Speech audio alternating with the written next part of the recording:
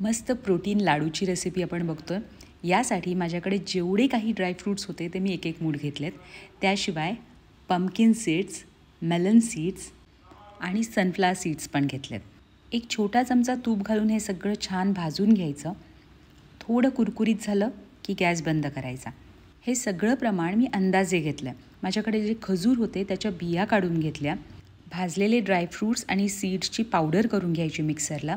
खजूर पॅनमध्ये घ्यायचा, त्यात थोडंसं पाणी घालायचं आणि छान परतून घ्यायचा खजूर। त्यामध्ये थोडासा गूळ घातला आहे मी। बघा छान एकजीव झालेलं आहे मिश्रण। यामध्ये आपली ड्रायफ्रूट्स आणि सीड्सची पावडर घालायची, छान मिक्स करून घ्यायचं। 2 चमचे तूप घालायचं, थोडीशी वेलची पावडर आणि जायफळ पावडर घालायची आणि लाडू वळायचे। हे लाडू लहान मुलांनासुद्धा खूप आवडतील। व्हिडिओ आवडला असेल तर यासारख्या आणखी व्हिडिओसाठी फॉलो करा वेज ऑथेंटिकला आणि हा व्हिडिओ कुठून बघता हे सांगायला विसरू नका।